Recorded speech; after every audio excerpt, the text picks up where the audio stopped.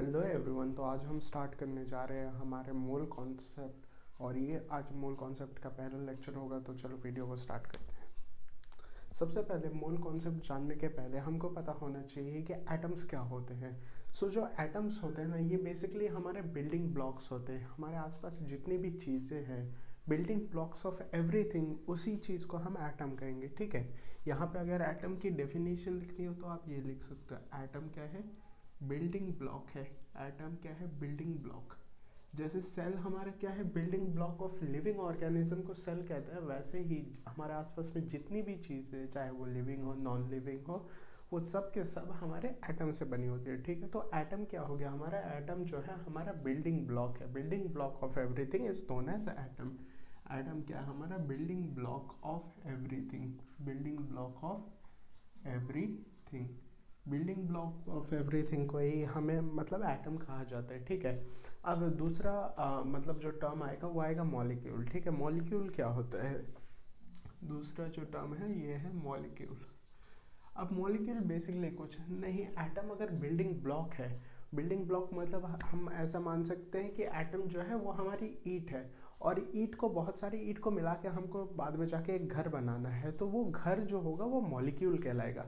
यानी कि दो या दो से ज़्यादा एटम से मिलकर अगर कोई स्ट्रक्चर बनता है तो उसको मॉलिक्यूल कहा जाता है। ठीक है। जब दो या दो से ज़्यादा एटम साथ मिलके आकर एक स्ट्रक्चर बनाते हैं तो उसको मॉलिक्यूल कहा जाएगा। एटम सिंगली एग्जिस्ट करेगा। एटम क्या है? बिल्डिंग ब्लॉक ऑफ एवरीथिंग है। एटम ईंट है, और उस ईंट के ऊपर ईंट रख के, बहुत सारी ईंटें रख के जो अब हम कोई स्ट्रक्चर बना लेंगे, जैसे कोई घर वगैरह बना लेंगे, तो उसको एक मॉलिक्यूल कहेंगे। ठीक है। तो मॉलिक्यूल क्या है? दो या दो से ज़्यादा एटम मिलके जब एक स्ट्रक्चर बनाते हैं तो उसको मॉलिक्यूल कहा जाता है। ठीक है। मॉलिक्यूल क्या है? टू और मोर एटम। ठीक है। दो, टू और मोर एटम, इस चीज़ को मॉलिक्यूल कहा जाएगा। अब बात करते हैं, हम अपने लेक्चर पे आते हैं। जो हमारा मेन कॉन्सेप्ट होगा वो होगा मैटर। ये मैटर क्या चीज़ है? मैटर बेसिकली एक ऐसी चीज़ है जो मतलब जिसके पास मास हो, और वो जो है वॉल्यूम ऑक्यूपाई करता हो, मतलब फिजिकली एग्जिस्ट करता हो। जैसे कि लेट्स से मेरे पास भी ये मार्कर है। ठीक है। तो इस मार्कर का कुछ वजन है, तो इस मार्कर का कोई कुछ मास है। ठीक है। और ये मतलब एक स्पेस है, स्पेस में एक वॉल्यूम ऑक्यूपाई कर रहा है ना। ये जगह, इस जगह पे अभी प्रेजेंट है ना। मैं इस चीज़ को देख सकता हूँ, मैं इस चीज़ को फील कर सकता हूँ ना, और इसको मैं छू सकता हूँ, कुछ भी कर सकता हूँ, इससे मैं लिख सकता हूँ। तो ये फिजिकली अभी मेरे पास में प्रेजेंट है। ठीक है। तो ये एक्चुअल रियलिटी में वॉल्यूम ऑक्यूपाई कर रहा है, और इसके पास खुद का मास है। तो मैटर क्या होता है? मैटर ऐसे सब्सटेंस होते हैं जिनके पास अपना खुद का मास होता है, और वो एक वॉल्यूम ऑक्यूपाई करते हैं, उसको मैटर कहा जाता है। ठीक है। तो अब आते हैं हमारे मैटर पे। मैटर, मैटर क्या है? मैटर ऐसी चीज़ें होती है जिनके पास खुद का मास होता है, और वो एक वॉल्यूम ऑक्यूपाई करते हैं। Matter have mass and have mass and occupy volume. Occupy volume, have mass and occupy volume, इस चीज़ को मैटर कहा जाता है। ठीक है। तो नॉन मैटर पे आ जाते हैं। नॉन मैटर जैसे इसका उल्टा होगा, ना ही नॉन मैटर के पास उसका कुछ मास होगा, ना ही उसके पास मतलब फिजिकली वो चीज़ एग्जिस्ट करती होगी। ठीक है। नॉन मैटर क्या हो जाएगा? ना ही उसके पास मास होगा, ना ही उसके पास वॉल्यूम होगा, ना ही वो कोई वॉल्यूम जो है वो ऑक्यूपाई करेगा। ठीक है। तो नॉन मैटर क्या हो जाएगा हमारा? नॉन मैटर हो जाएगा जिसके पास मास नहीं है। मास क्या है? मास नहीं है। और ना ही वो वॉल्यूम ऑक्यूपाई करता है, यानी वो वॉल्यूम भी ऑक्यूपाई नहीं करता है। अब मैटर के कुछ एग्जांपल देख सकते हैं, जैसे लेट्स से ह्यूमंस हो गया, एनिमल्स हो गया, मार्कर हो गया, लिविंग नॉन लिविंग कोई भी चीज़ हो गई, वो सब मैटर के अंदर आ जाती है। ठीक है। तो यहाँ पे लिख लो एग्जांपल में, तुम्हारा क्या हो गया, लाइक मार्कर लिख लो, उसके बाद ह्यूमन लिख लो, उसके बाद स्टोन्स लिख लो, एटसेट्रा। ये सब किसका एग्जाम्पल है? ये सब तुम्हारा मैटर का एग्जाम्पल है। नॉन मैटर का क्या एग्जाम्पल हो जाएगा? नॉन मैटर का मतलब लेट्स से उस कुछ भी चीज़ है जिसके पास मास ना हो, ना वो वॉल्यूम ऑक्यूपाई करता हो। जैसे कि यहाँ पे तुम्हारा एग्जाम्पल आ जाएगा, लेट्स से लव,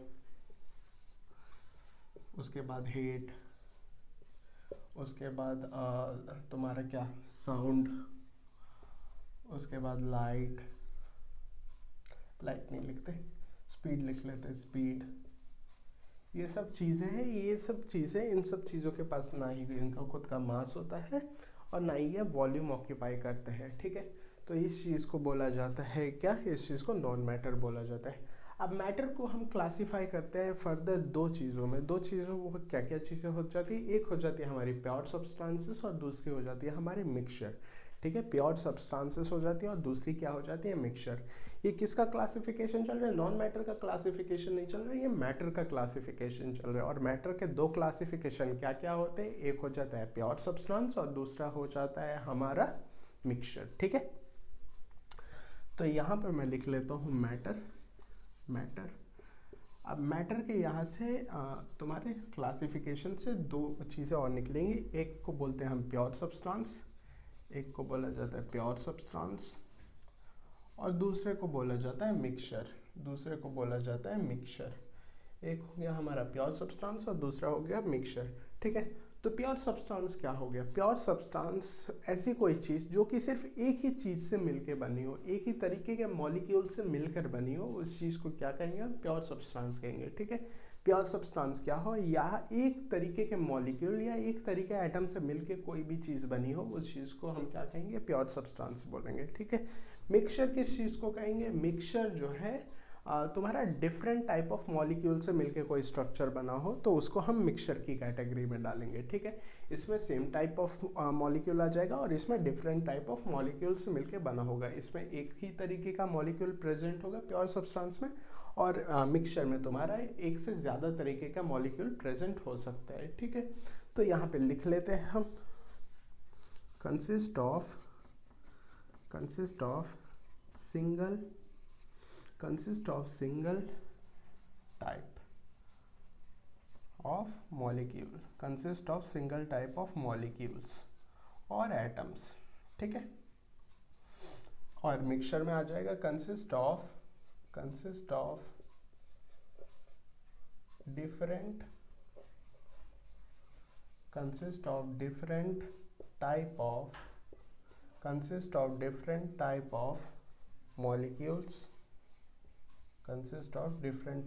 मॉलिक्यूल्स और एटम्स, ठीक है। तो ये बेसिक डेफिनेशन हो गई। प्योर सब्सटेंस में एक ही तरीके का मॉलिक्यूल प्रेजेंट होगा और जो मिक्सचर होगा उसमें एक से ज़्यादा तरीके के मॉलिक्यूल प्रेजेंट हो सकते हैं। अब यहाँ पे कुछ एग्जांपल देख लेते हैं दोनों के कि प्योर सब्सटेंसेस के क्या क्या एग्जांपल हो जाएंगे। तो एग्जांपल में जैसे कि हमारा आ जाएगा यहाँ पे तुम्हारा H2O हो जाएगा। अब देखो वाटर में तुम बोलोगे कि मैंने क्या कहा था, एक तरीके का मॉलिक्यूल तो अलग अलग तुम्हारे एटम से मिलके बन सकता है ना। तो यहाँ पे ये दो एटम से मिलके बना हुआ है, बट है तो एक सिंगल मॉलिक्यूल है ना। यहाँ पे मॉलिक्यूल का नंबर जो है वो अलग होगा, ठीक है। यहाँ पे एक से ज़्यादा मॉलिक्यूल प्रेजेंट होंगे। बट H2O, हम अगर एक ग्लास में पानी लेते हैं तो उसमें सारे H2O के ही तो मॉलिक्यूल प्रेजेंट होंगे ना। तो वो क्या बन गया, एक ही तरीके का मॉलिक्यूल आ गया तो H2O एग्जाम्पल आ गया। उसके बाद यहाँ पे Na सॉलिड एग्जाम्पल आ गया।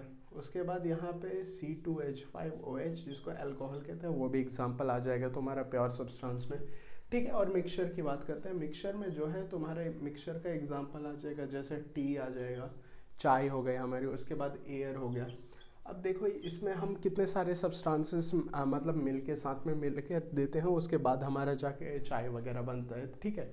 तो चाय में कितने सारे मॉलिक्यूल्स का यूज़ होता है तब जाके चाय बनता है, ठीक है। तो चाय भी क्या आ जाता है, मिक्सचर की कैटेगरी में आ जाता है। कैसे मिक्सचर की कैटेगरी में है, क्योंकि यहाँ पे दो या दो से ज़्यादा मॉलिक्यूल का इस्तेमाल हो रहा है, ठीक है। एक से ज़्यादा मॉलिक्यूल, दो से ज़्यादा मॉलिक्यूल, तीन से ज़्यादा मॉलिक्यूल, कितने भी मॉलिक्यूल हो सकते हैं, मतलब एक से ज़्यादा होने चाहिए, ठीक है। तो उसको हम मिक्सचर की कैटेगरी में डालते हैं।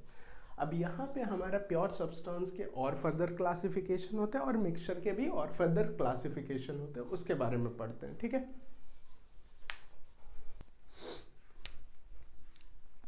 तो चलो अभी यहाँ पे आ गया हमारा सबसे ऊपर प्योर सब्सटेंसेस आ गया।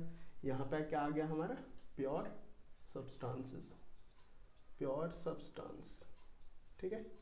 प्योर सब्सटेंस क्या है, ये मैटर है और ये सिंगल मॉलिक्यूल या एटम से मिलकर बना हुआ होता है, ठीक है। उसके बाद आ जाता है हमारा यहाँ पे मिक्सचर, ठीक है। तो प्योर सब्सटेंस के बारे में बात करते हैं। प्योर सब्सटेंस के भी फर्दर क्लासिफिकेशन होते हैं और मिक्सचर के भी फर्दर क्लासिफिकेशन होते हैं। तो प्योर सब्सटेंस के दो क्लासिफिकेशन होते हैं, इन दोनों का में सबसे पहला आ जाता है एलिमेंट, ठीक है, एलिमेंट, और दूसरा आ जाता है हमारा कंपाउंड, दूसरा आ जाता है हमारा कंपाउंड, ठीक है। एक आ गया एलिमेंट और दूसरा आ गया कंपाउंड। और मिक्सचर में दो तरीके के मिक्सचर हमको देखने को मिलते हैं, एक हो जाता है हमारा होमोजीनियस मिक्सचर, होमोजीनियस मिक्सचर, और दूसरा हो जाता है हमारा heterogeneous mixture, heterogeneous mixture, heterogeneous mixture, ठीक है। यहाँ पे जो एलिमेंट होता है, अब एलिमेंट में देखो प्योर सब्सटेंसेस क्या हुआ, एक ही तरीके के मॉलिक्यूल से मिलकर वो चीज़ बनी हुई होंगी, ठीक है।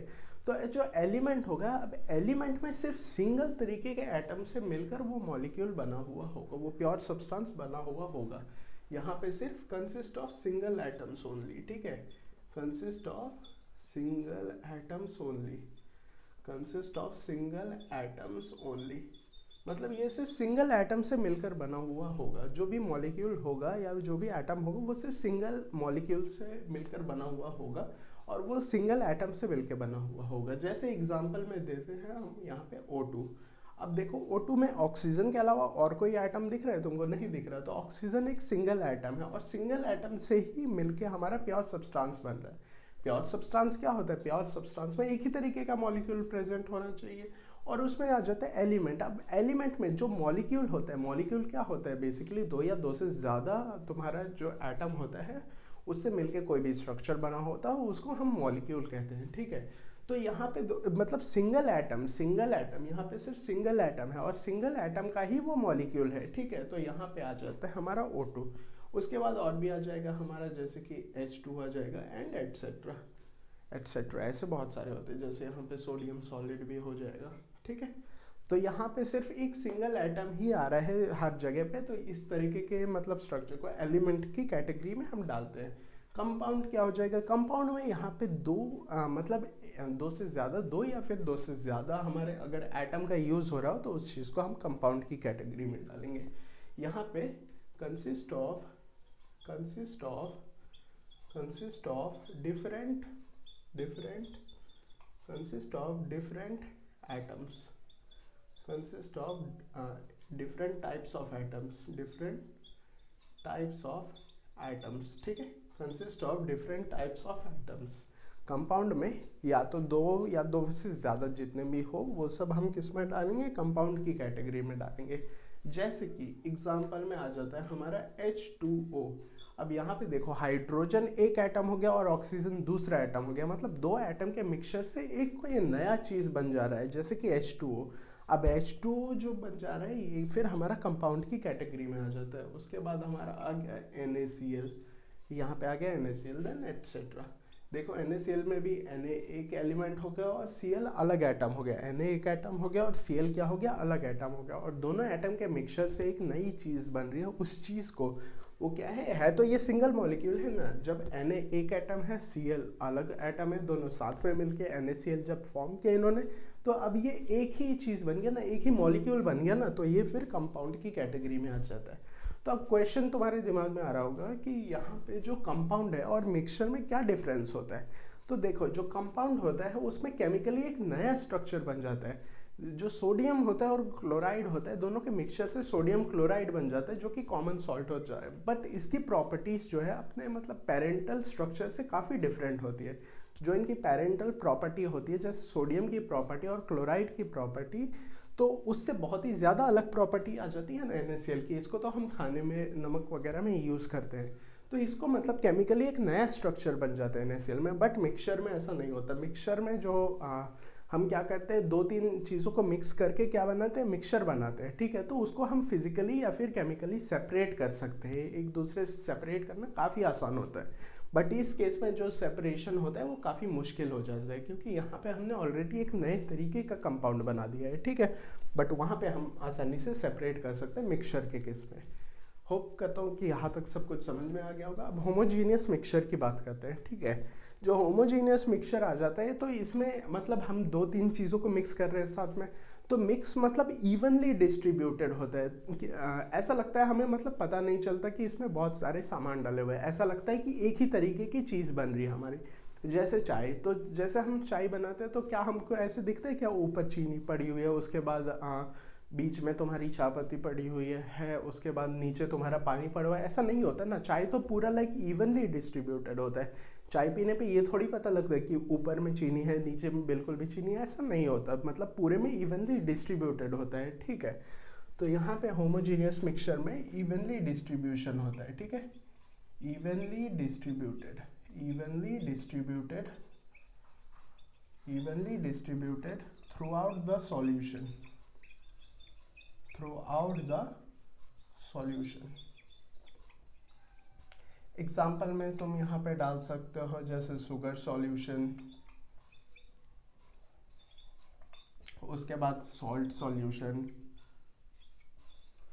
ये सब तुम लिख सकते हो। जैसे हम पानी में शुगर को मिक्स करते हैं या पानी में सॉल्ट को मिक्स करते हैं तो वो मतलब एक तरीके से पूरी तरीके से अच्छे से मिक्स हो जाती है ना, तो वो सब हमारा होमोजीनियस मिक्सचर होता है, ठीक है। ये यूनिफॉर्मली डिस्ट्रीब्यूटेड हो जाती है। अब हेट्रोजीनियस मिक्सचर पे आते हैं। हेट्रोजीनियस मिक्सचर पे अच्छे से तुम्हारा जो है मिक्स नहीं हो पाता है। जैसे हमने पानी लिया और पानी पे अगर ऑयल डाला तो ऑयल की डेंसिटी जो है कम होती है ना, तो वो क्या करेगा, ऑयल ऊपर में फ्लोट करता रहेगा पानी में। क्या ऑयल और पानी मिक्स हो रहे हैं आपस में? नहीं मिक्स हो रहे हैं, ठीक है। तो वो हमारा हेट्रोजीनियस मिक्सचर में आ जाता है, ठीक है। यहाँ पे लिख लेना non uniformly distributed, non uniformly distributed, non uniformly distributed. Example oil in water, ठीक है। तो यहाँ पे हमारा दो क्लासिफिकेशन खत्म हो गया। सबसे ऊपर क्या आया था, सबसे ऊपर मैटर, मैटर के क्लासिफिकेशन से क्या बना, एक बना हमारा प्योर सब्सटेंस और दूसरा बना मिक्सचर।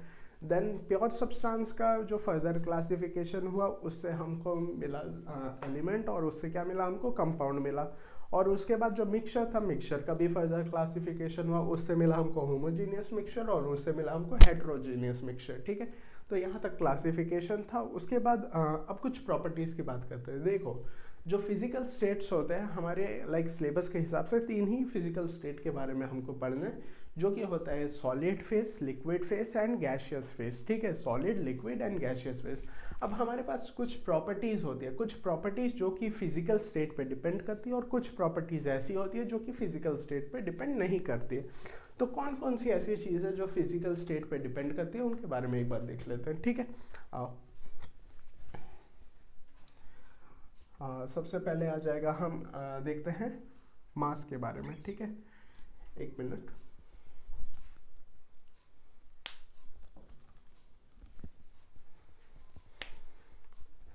सबसे पहले आ गया हमारा मास, ठीक है। तो मास, किसी भी कंपाउंड का मास जो होगा, चाहे वो सॉलिड फेस में हो, लिक्विड फेस में हो या गैसियस फेस में हो, तो सब में मास जो है सेम रहेगा। अगर mass of water solid phase में जितना हमने कंसिडर किया है उतना ही सेम वो लिक्विड फेस में भी होगा और उतना ही सेम वो गैसियस फेस में भी होगा, ठीक है। तो mass in gaseous phase, mass in gaseous phase बराबर होता है मास इन लिक्विड फेस बराबर होता है mass in solid phase, mass in solid phase. यानी कि जो मास है, मास फिजिकल स्टेट पे डिपेंड नहीं करती है, ठीक है। तो यहाँ पे पॉइंट भी लिख सकते हो, mass does not depend upon, mass, mass does not depend upon, mass does not depend upon, mass does not depend upon physical state, mass does not depend upon physical state. Mass जो है ये physical state पे depend नहीं करता। अब वैसे ही मास के जैसे सेम होता है नंबर ऑफ मॉलिक्यूल्स। मतलब अगर तुम्हें 10 ग्राम वाटर दे जा रहा है तो 10 ग्राम वाटर में, जो कि लेट्स से अभी किस में है, लिक्विड फेस में है, 10 ग्राम H2O में, H2O की बात करते हैं, अगर 10 ग्राम H2O तुम्हारा सॉलिड फेस में, उसमें जितने मॉलिक्यूल्स होंगे, लेट्स से हम क्या ले रहे हैं, 10 ग्राम H2O ले रहे हैं, तो 10 ग्राम H2O जो होगा इसका मास 10 ग्राम तुम्हारा गैस फेस में भी रहेगा, 10 ग्राम तुम्हारा लिक्विड फेस में भी रहेगा और 10 ग्राम तुम्हारा सॉलिड फेस में भी रहेगा, ठीक है। नंबर ऑफ मॉलिक्यूल्स की बात कर रहे थे, तो नंबर ऑफ मॉलिक्यूल्स, लेट से अगर 10 ग्राम H2O के पास 20 मॉलिक्यूल्स है, अजम्पशन ले रहे हैं, ठीक है। यहाँ पे 20 मॉलिक्यूल्स मान लेते हैं, 10 ग्राम H2O गैसियस फेस में अगर 20 मॉलिक्यूल है, 20 मॉलिक्यूल है, तो सेम 20 इसमें भी होगा और सेम 20 इसमें भी होगा, ठीक है। तो नंबर ऑफ मॉलिक्यूल्स भी जो है ये फिजिकल स्टेट पे डिपेंड नहीं करता है। तो यहाँ पे और एक पॉइंट लिख सकते हो, number of molecules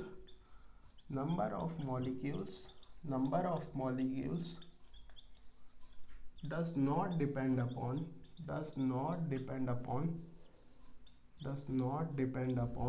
physical state, ठीक है। अगर इससे और अच्छे एग्जांपल लेना है तो ये मान लो 20 × 10 की पावर 22 मॉलिक्यूल्स अगर यहाँ पे, तो सेम मॉलिक्यूल यहाँ पे भी होगा 20 × 10 की पावर 22 और सेम मॉलिक्यूल यहाँ पे भी होगा 20 × 10 की पावर 22 मॉलिक्यूल्स इन तीनों में ही प्रेजेंट होंगे, गैसियस फेस में भी, लिक्विड फेस में भी और सॉलिड फेस में भी, तीनों के तीनों फेस में same number of molecule present होंगे। तो हमारे जो भी अभी तक हमने पढ़ा है इसमें से कौन सी ऐसी प्रॉपर्टीज़ होती है जो कि हमारे फिजिकल स्टेट पे डिपेंड नहीं करती है, वो होती है हमारी मास और वो होता है हमारा नंबर ऑफ मॉलिक्यूल्स। अब कुछ ऐसी फिजिकल तुम्हारी प्रॉपर्टीज़ के बारे में भी देख लेते हैं जो कि फिजिकल स्टेट पे डिपेंड करती है, ठीक है। Volume of gas.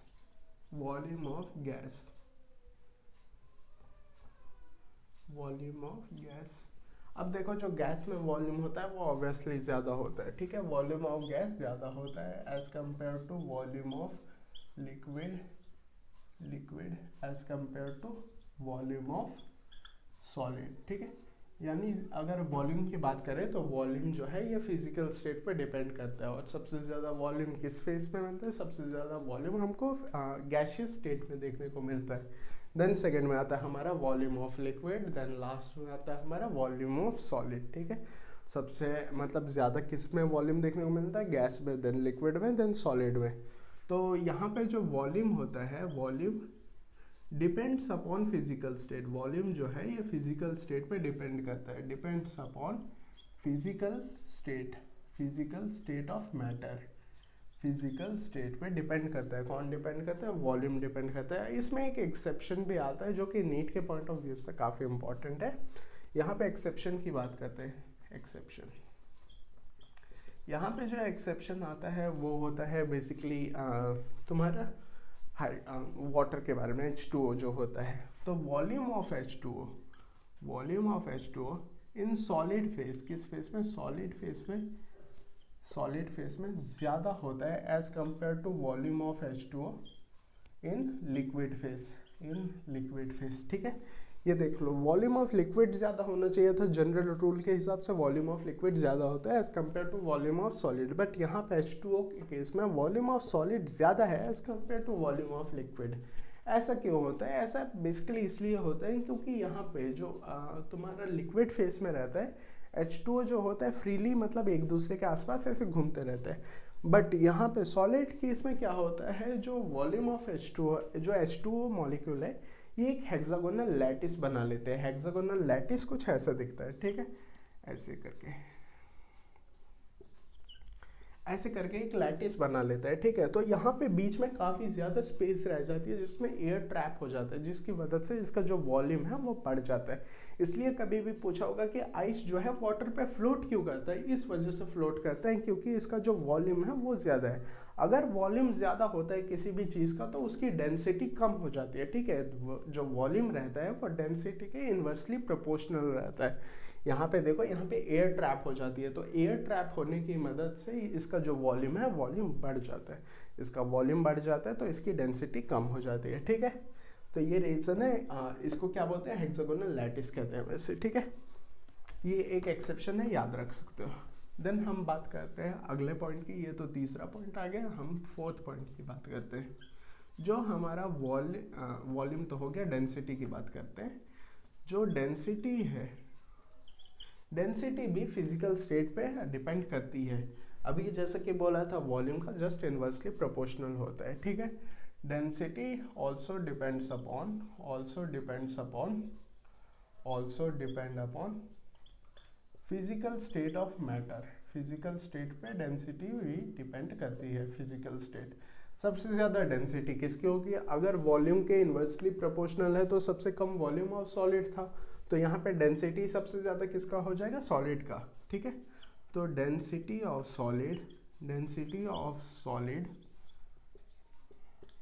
सबसे ज़्यादा होता है, देन आता है हमारा डेंसिटी ऑफ लिक्विड, देन आता है हमारा डेंसिटी ऑफ गैस। ठीक है, और इस रूल में भी एक एक्सेप्शन है, जो इस रूल का एक्सेप्शन था, तो यहाँ पे एक्सेप्शन आ जाएगा हमारा H2O का। ठीक है, एक्सेप्शन आ गया हमारा किसका, H2O का, H2O। ठीक है, डेंसिटी ऑफ H2O किस फेस में, लिक्विड फेस में। ठीक है, जो डेंसिटी होता है H2O का लिक्विड का ज़्यादा होता है एज कंपेयर टू सॉलिड। इसलिए जो हमारे आइस क्यूब होते हैं वो जब पानी में डाला होगा तो आइस क्यूब क्या करता है, फ्लोट करते रहते हैं। ठीक है, तो यहाँ पे बस आज का यहीं तक रखते हैं, इसके बाद में करेंगे। Okay, thanks for watching, bye.